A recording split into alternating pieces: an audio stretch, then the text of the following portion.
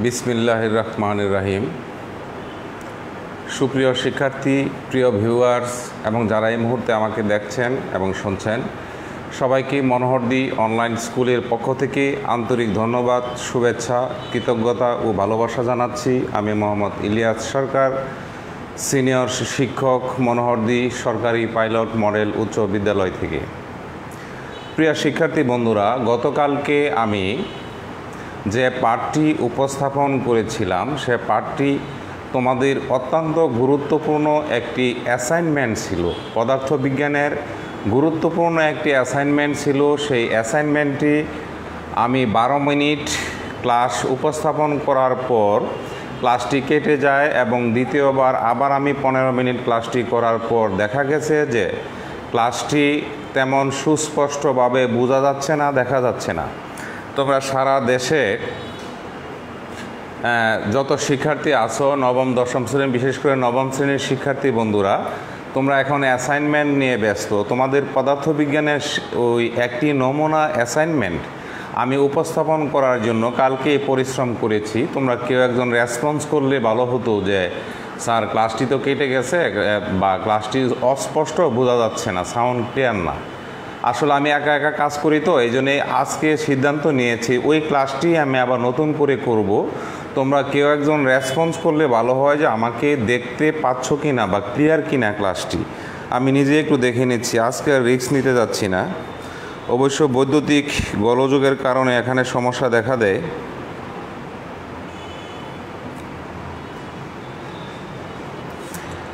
কেউ একজন জানালে ভালো হয় যে ক্লাসটি ক্লিয়ার হচ্ছে কি না।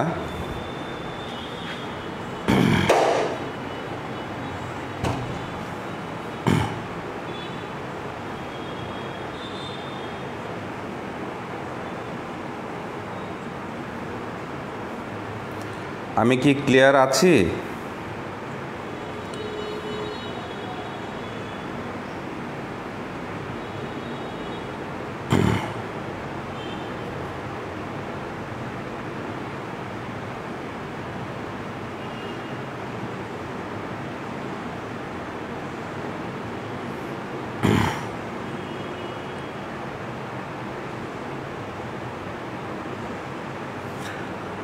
ওকে শিক্ষার্থী বন্ধুরা, ক্লাস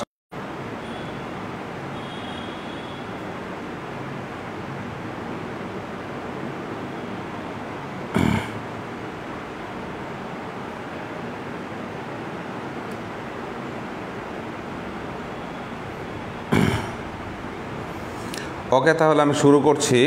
শিক্ষার্থী বন্ধুরা, আবার নেটের প্রবলেম করছে দেখা যাচ্ছে।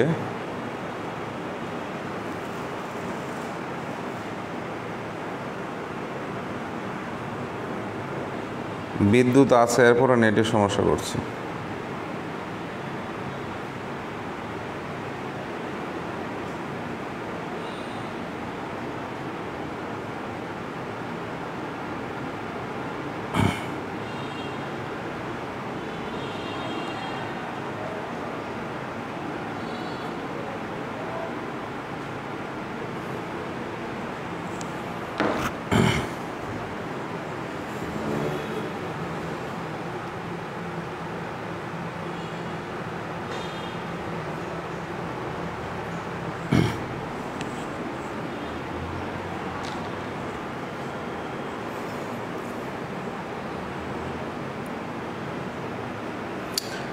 নেটে ডিস্টার্ব করতেছে। কালকে ক্লাসটি করেছিলাম, ঠিক আছে। ক্লাসটি আমি শুরু করছি আল্লাহর নাম করে, বিসমিল্লাহির রহমানির রহিম।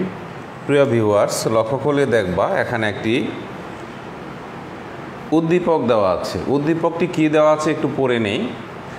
ক্লাসটি শ্রেণী নবম দশম, বিষয় পদার্থবিজ্ঞান, অধ্যায় 3 আলোচ্য সূচিতে আছে অ্যাসাইনমেন্ট বা নির্ধারিত কাজ। উদ্দীপকটি হচ্ছে স্থির অবস্থান থেকে একটি ট্রাক স্থির অবস্থানে ছিল।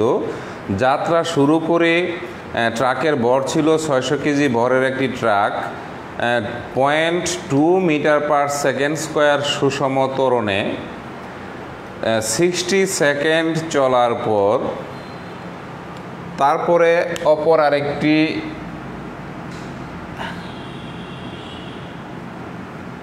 দেখো পিকআপ ভ্যান আছে, একটি ট্রাক যার ভর হচ্ছে 600 কেজি এবং তার ত্বরণ হচ্ছে 0.2 মিটার পার সেকেন্ড স্কোয়ার সুষম ত্বরণে চলতে শুরু করার পর 60 সেকেন্ড চলার পরে 400 কেজি একটি পিকআপ ভ্যানের সাথে ধাক্কা খেয়ে একসাথে মিলিত হয়ে যায়।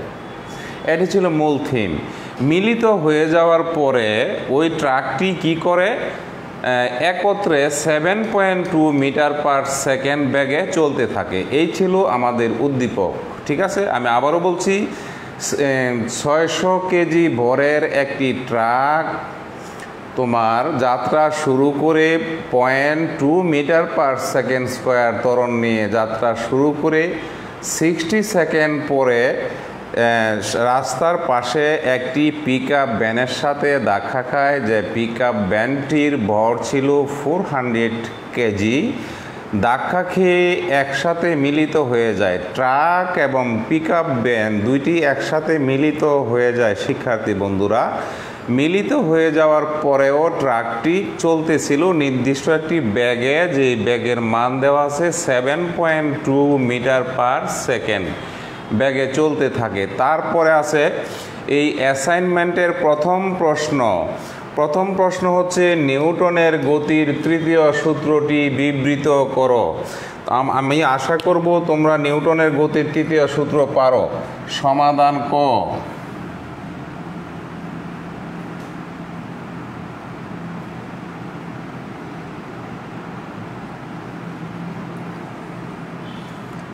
নিউটনের, এইভাবে লিখবা, নিউটনের গতির তৃতীয়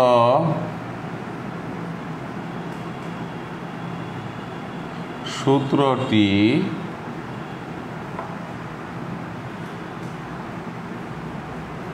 নিম্নরূপ।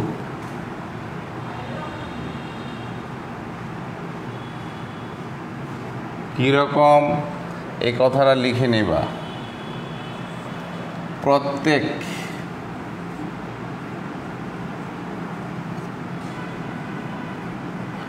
ক্রিয়ার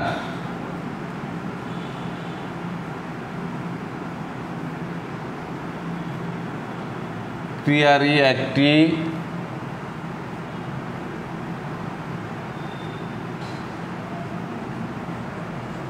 সমান ও বিপরীত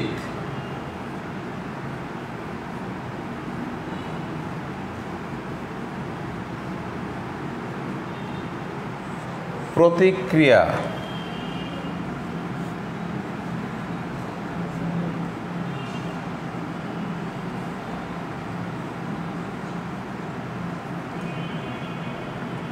থাকে বা রয়েছে।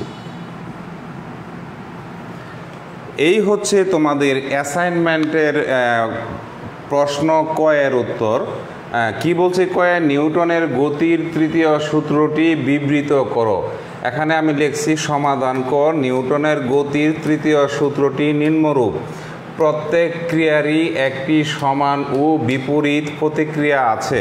এই কথার অর্থ কি, তুমি যদি একটি পাঞ্চিং বল দেওয়ালের মধ্যে নিক্ষেপ করো, তখন বলটি দেওয়ালের মধ্যে লেগে আবার তোমার হাতে চলে আসবে। এর অর্থ হচ্ছে তুমি যখন নিক্ষেপ করছো এটি হচ্ছে ক্রিয়া, দেয়ালের মধ্যে বাধা পেয়ে সেটি যখন আবার ফিডব্যাক দিল, তোমার হাতে চলে আসলো বলটি, সেটি হচ্ছে প্রতিক্রিয়া। এটি হচ্ছে নিউটনের গতির তৃতীয় সূত্রের ব্যাখ্যা। ঠিক আছে, তৃতীয় সূত্রটি বিবৃত করা হলো। তারপরের প্রশ্ন সমাধান ক্ষয়ে কি বলছে দেখো, একটি চলন্ত বৈদ্যুতিক ফ্যান, একটি চলন্ত বৈদ্যুতিক ফ্যান চলমান ফ্যানের সুইচ অফ করলে সেই ফ্যানটি আবার চলতে থাকে কেন? একটি বৈদ্যুতিক চলমান ফ্যানের সুইচ অফ করলে ফ্যানটি চলতে থাকে কেন? অ্যাসাইনমেন্টের দ্বিতীয় প্রশ্ন, ভালো করে খেয়াল করে শোনো এবং খাতায় লিখে নাও। তোমরা লিখবা সমাধান খ। পরে লিখবা একটি চলমান ফ্যানের সুইচ বন্ধ করলে ফ্যানটি চলতে থাকে, কারণ গতি জড়তার কারণে ফ্যানটি চলতে থাকে। অথবা এভাবে লিখতে পারো, গতি জড়তার কারণে একটি চলমান ফ্যানের সুইচ বন্ধ করলে ফ্যানটি চলতে থাকে। এই কথা লিখে দাঁড়িয়ে দিবা। তারপরে লিখবা যে আমরা জানি কোনো স্থিতিশীল বস্তুর উপর বাহ্যিক কোনো বল প্রয়োগ না করলে স্থিতিশীল বস্তুটি চিরকাল স্থিতিশীলই থাকতে চায়, যে কারণে সেটি হচ্ছে স্থিতি জড়তার কারণে। এবং কোনো গতিশীল বস্তুর উপর বাহ্যিক কোনো বল প্রয়োগ না করলে সেই বস্তুটি অনন্তকাল যাবৎ চলমান থাকতে চাওয়ার যে প্রবণতা তাকে বলা হয় গতি জড়তা। ফ্যানটি যেহেতু চলমান ছিল সেই কারণে ফ্যানের সুইচ বন্ধ করার ফলেও ফ্যানটি বেশ কিছু সময় ধরে চলতে থাকে। এটি গতি জড়তার কারণে হয়ে থাকে। এই হচ্ছে তোমাদের অ্যাসাইনমেন্টের দ্বিতীয় প্রশ্নের সমাধান। আমি আবারও বলছি, খেয়াল করে লিখে নাও। গতি জড়তার কারণে ফ্যানের সুইচ বন্ধ করার সত্ত্বেও ফ্যানটি চলতে থাকে। আমরা জানি কোনো স্থিতিশীল বস্তুর উপর বাহ্যিক বল প্রয়োগ না করলে স্থিতিশীল বস্তুটি চিরকালই স্থিতিশীল থাকতে চায়, এটিকে বলা হয় স্থিতি জড়তা। এবং কোনো গতিশীল বস্তু অনন্তকাল তার নিজস্ব গতিতে সুষম গতিতে চলতে থাকে, এটি হচ্ছে গতি জড়তা। ফ্যানটি যেহেতু চলমান ছিল, সুতরাং ফ্যানের সুইচ বন্ধ করে দেওয়ার পরও ফ্যানটি গতি জড়তার কারণে বেশ কিছু সময় ধরে আবার চলতে থাকে। প্রশ্ন খ এর সমাধান হয়ে গেছে বন্ধুরা। এখন আমরা চলে যাব প্রশ্ন গ এর মধ্যে। প্রশ্ন গ এর মধ্যে কি আছে বন্ধুরা, একটু লক্ষ্য করি আমরা। গ এর মধ্যে আছে হলো, প্রথম গাড়িতে প্রযুক্ত বলের মান নির্ণয় করো।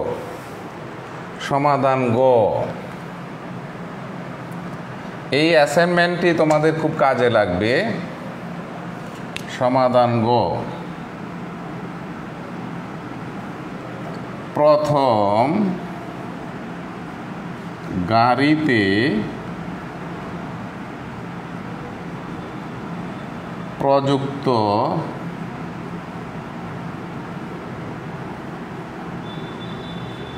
বলের,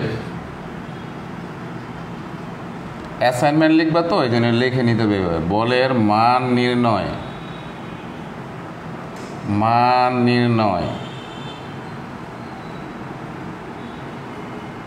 বলের মান নির্ণয় করতে এখানে কি কি দেওয়া আছে আমরা দেখি। এখানে দেওয়া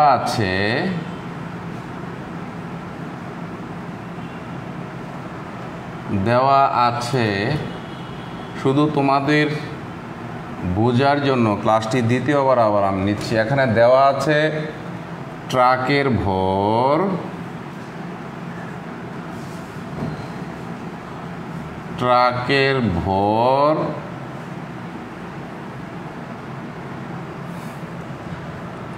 m equal 600 কেজি। আমরা জানি বল নির্ণয় করতে গেলে ভর এবং ত্বরণের প্রয়োজন। এবং ত্বরণ কি দেওয়া আছে? ত্বরণ দেওয়া আছে a equal 0.2 metre per second square. আমরা জানি, আমার সাথে সাথে লিখে ফেলো, আমরা জানি অথবা বুঝে তারপরেও লিখতে পারবা, সমস্যা নাই। আমরা জানি বল কে এফ দ্বারা প্রকাশ করা হয়, ফোর্স থেকে এফ। বল সমান সমান এই যে বর পূরণ ত্বরণ। বর ছিল 600 কেজি, ত্বরণ ছিল 0.2 মিটার পার সেকেন্ড স্কোয়ার। এখন দুইটা গুণ করলে কত হয়? 6 দোকানে কত? 12। 6 দোকানে 12 আর শূন্য ছিল কয়টা? 2টা kg metre per second square. যেহেতু 1 ঘর আগে দশমিক ছিল, এখানে 1 ঘর আগে দশমিক দিই আমি, তাহলে কি হয়ে যাবে? 120 নিউটন। এই হচ্ছে ফোর্স, প্রথম গাড়িতে প্রযুক্ত বলের মান। আনসার লিখবা 120 নিউটন। দেখি কি অবস্থা, বোঝা যাচ্ছে কি না? একদম বোঝা যাচ্ছে ইনশাল্লাহ।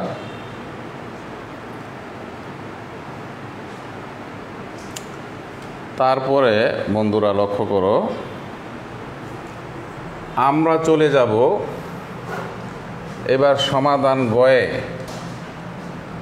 ঘ, কঠিন মানের প্রশ্ন যেটা।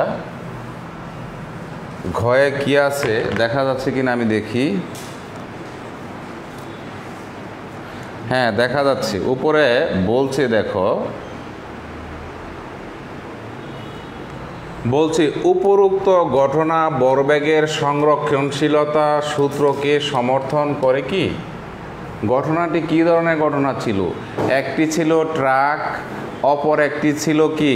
Pick up van. তাহলে গাড়ি হয়ে গেল দুইটি গাড়ি হইলে 2টি আদিবেগ থাকবে, 2টি শেষ বেগ থাকবে, 2টি ভর থাকবে, এগুলো থাকবে। তারপরে ভরবেগের সংরক্ষণশীলতার সূত্র কি ছিল বন্ধুরা? প্রথম বস্তুর ভর, প্রথম বস্তুর আদিবেগ যোগ দ্বিতীয় বস্তুর ভর, দ্বিতীয় বস্তুর আদিবেগ ইকুয়াল প্রথম বস্তুর ভর, প্রথম বস্তুর ভর, প্রথম বস্তুর শেষ বেগ যোগ ছিল প্লাস ছিল দ্বিতীয় বস্তুর ভর, দ্বিতীয় বস্তুর কি? শেষ বেগ। এই ছিল ভরবেগের সংরক্ষণশীলতা নীতি। এখন আমাদের প্রমাণ করতে হবে গাড়ি দুইটির প্রাথমিক পর্যায়ের বেগ, আদি বেগের মান যা আসবে, মনে করো 300, শেষ বেগের মানও যদি, শেষ ভরবেগের সমষ্টির মানও যদি 300 এই জাতীয় আসে, তাহলেই কেবল আমরা বলতে পারবো যে উদ্দীপকের ঘটনাটি ভরবেগের সংরক্ষণশীলতার নীতিকে সমর্থন করে। এখন আমাদের ট্রাই করে এই যে দেখো, আদি ভরবেগের সমষ্টি বের করতে হবে এবং শেষ ভরবেগের সমষ্টি বের করতে হবে। 2 ভরবেগের সমষ্টি যদি ইকুয়াল হয়ে যায়, তখনই আমরা বলতে পারবো যে উদ্দীপকের ঘটনাটি ভরবেগের সংরক্ষণশীলতা নীতিকে সমর্থন করছে। ঠিক আছে, তো এখন আমরা ট্রাই করে দেখি যে এটা কীভাবে করা যায়। এখানে একটা কথা না বললেই নয় যে ট্রাকটি যখন চলতেছিল তখন স্থির অবস্থানে ছিল। ট্রাকটি যখন চলতেছিল তখন ট্রাকটি স্থির অবস্থানে ছিল শিক্ষার্থী বন্ধুরা। তখন ট্রাকের আদিবেগ কী হবে? এখানে দেখো ট্রাকের আদিবেগ কী হবে?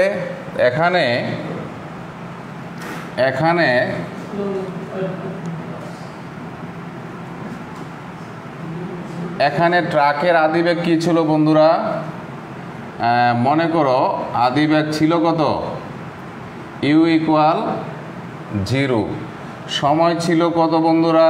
60 সেকেন্ড। ট্রাকটি প্রথম স্থির অবস্থান থেকে যাত্রা শুরু করে তোমার 60 সেকেন্ড চলার পরে গিয়ে পিক আপ ভ্যানের সাথে ধাক্কা খায়। তাহলে এখান থেকে আমাদের একটা ব্যাগ বের করতে হবে। তো আমরা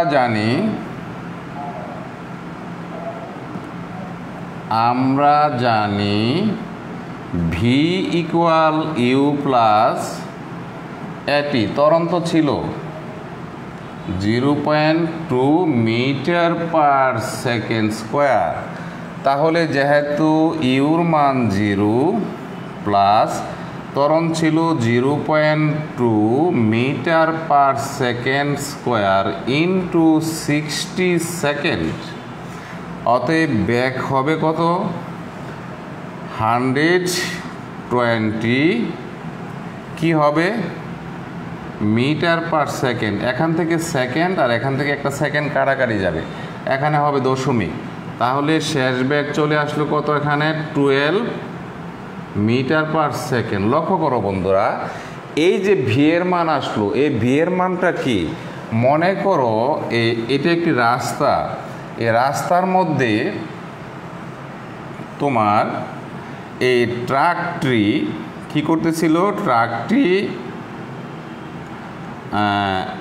ট্রাকটি যাচ্ছিল। তো এখানে একটি পিকআপ ভ্যান আছে, এই পিকআপ ভ্যানের সাথে সে কি করলো? এখানে তো ট্রাকের আদি বেগ ইউ ইকুয়াল 0 ছিল। আমরা এখন কি করলাম? এর মান, ত্বরণ এবং সময়ের মান ব্যবহার করে ট্রাকটি যখন এসে এই পিকআপ ভ্যানের সাথে ধাক্কা খায়, তখন তার বেগ হয় কত? V equal 12 metre per second. এই বেগ হয় ট্রাকের, এবং ট্রাকটি চলমান ছিল। ধাক্কা খাওয়ার পরেও সে কিছুক্ষণ চলতেছিল, তখন তার বেগ ছিল কত? 7.2 মিটার পার সেকেন্ড বন্ধুরা।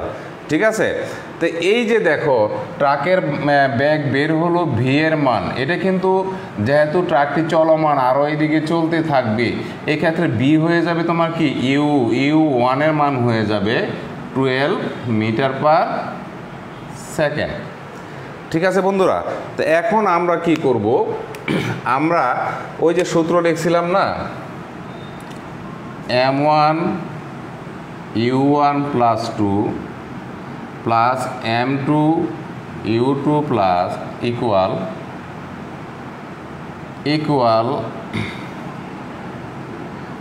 m1 v1 plus m2 v2। দেখব এই ব্যাগটা কত হয়।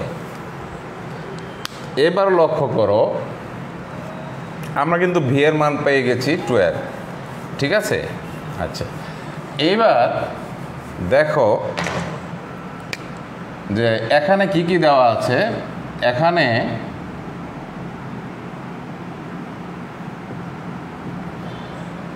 ট্রাকের আদি বেগ u1 equal 0 metre per second, ট্রাকের ভর m1 ইকুয়াল 600 কেজি। ঠিক আছে, আচ্ছা তারপরে আছে তোমার লক্ষ্য করো পিকআপ ভ্যান স্থির অবস্থায় ছিল, ইউ2 মান হবে কত? 0। পিকআপ ভ্যানের ভর কত ছিল? 400 কেজি। তো শিক্ষার্থী বন্ধুরা, এখন আমরা মনে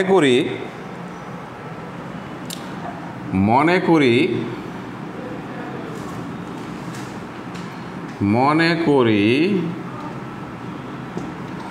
আদি ভর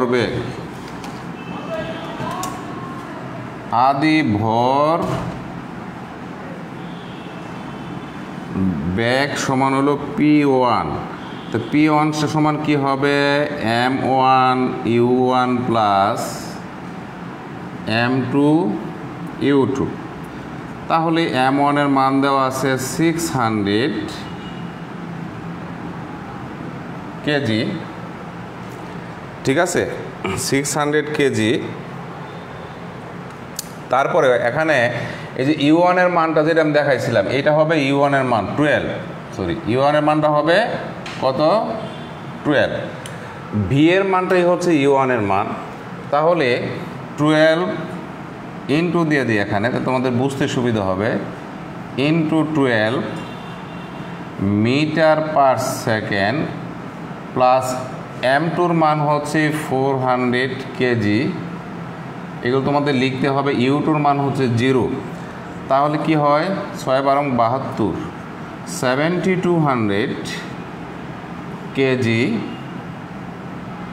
মিটার পার সেকেন্ড। এটা হচ্ছে আদি ভরবেগ, অর্থাৎ এই পাশে আসলে কত 7200 কেজি মিটার পার সেকেন্ড। এখন আমি দেখব ট্রাই করে এই পাশে কত আসে বন্ধুরা, এই পাশে কত আসে। ঠিক আছে, তো এটা এই পাশে এখানে করি।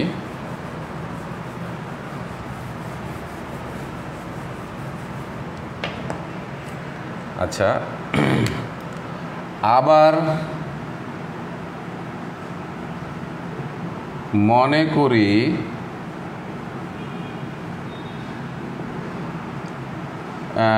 বস্তুদ্বয়ের শেষ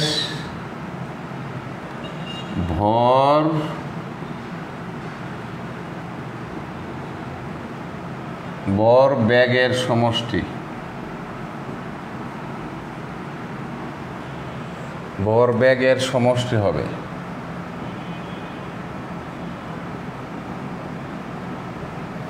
সমষ্টি ধরলাম P2। তো P2 এর পরিবর্তে কি লেখা যাবে?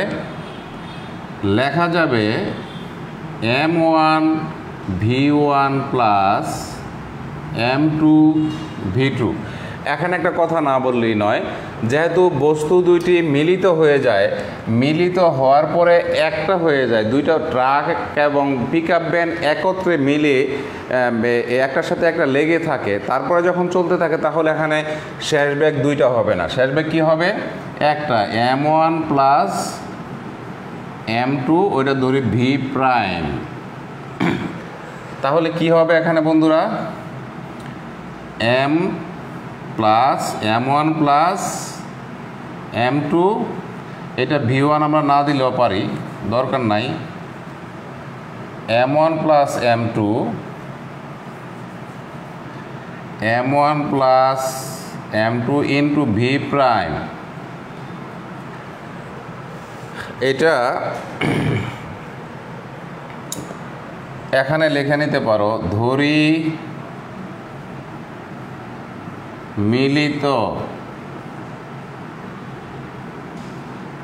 মিলিত বস্তুর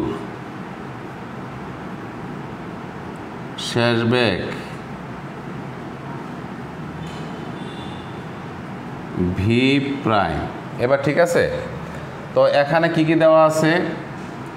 এখানে তোমরা সাইড নোটে লিখবা M1 দেওয়া আছে হইল 600 কেজি, M2 দেওয়া আছে কত 400 কেজি, এবং V প্রাইম দেওয়া আছে তোমাদের উদ্দীপকে দেওয়া আছে, তোমরা বন্ধুরা লক্ষ্য করো, এই যে মিলিত হওয়ার পরে 7.2 মিটার পার সেকেন্ড ব্যাগে চলতেছে, 7.2 মিটার পার সেকেন্ড ব্যাগে। এই মানগুলো এখন এখানে আমরা বসাবো। তো বসাইলে কি হয়? M1 হচ্ছে 600 কেজি, M2 হচ্ছে 400 কেজি, ইন্টু হইল V প্রাইম, তাহলে 1000 কেজি। V প্রাইমের মান ছিল 7.2 মিটার পার সেকেন্ড। এটা গুণ করলে কি হয়? 72 দিয়ে একটা দুইটা তিনটা শূন্য কেজি মিটার পার সেকেন্ড। যেহেতু এক ঘর আগে দশমিক আছে, তাহলে কি আসলো রেজাল্টটা? 7200 কেজি মিটার পার সেকেন্ড। বন্ধুরা লক্ষ্য করো, তাহলে আমাদের বাম পাশেও আসছে ভরবেগের সংরক্ষণশীলতা নীতির যে গাণিতিক প্রকাশ, এই গাণিতিক প্রকাশের বাম পাশে আসছে 7200 কেজি মিটার পার সেকেন্ড, এবং ডান পাশে আসলো কত? এইমাত্র যেটা বের করলাম 7200 কেজি মিটার পার সেকেন্ড। তাহলে কি আমরা বলাই যায় যে উদ্দীপকের ঘটনাটি ভরবেগের সংরক্ষণশীলতা নীতিকে সমর্থন করে। নেটে আবার মনে হয় ডিস্টার্ব করতেছে, তো আমি মুছবো না, আমি কিছুক্ষণ রেখে দিই, দেখা যাক কি হয়।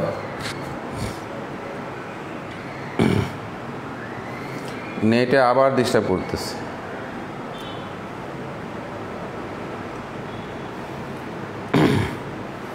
আমি মসলাম না, আমি একটু রেখে দেই, দেখি কি হয়। তোমরা একটু দেখো, নেটে খুব ডিস্টার্ব করতেছে।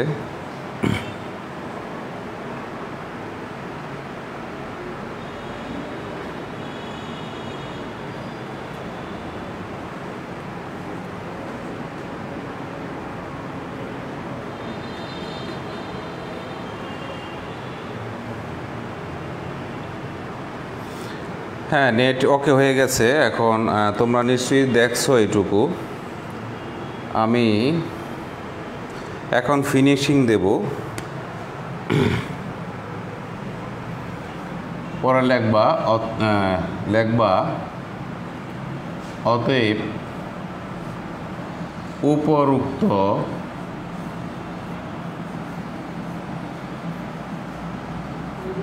উপরোক্ত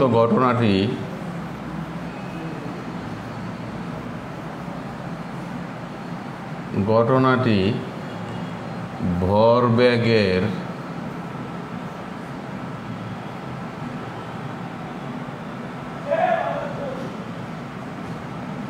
ভরবেগের সংরক্ষণশীলতা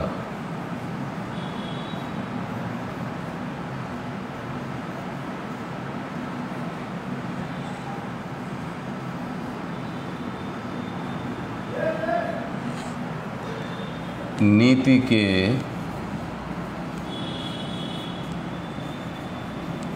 সমর্থন করে, যা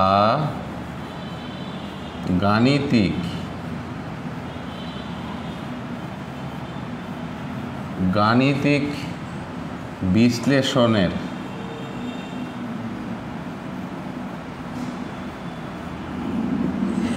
মাধ্যমে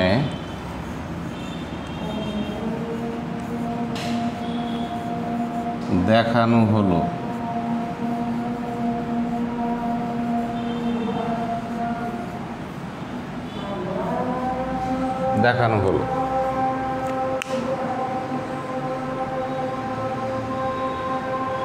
দেখো,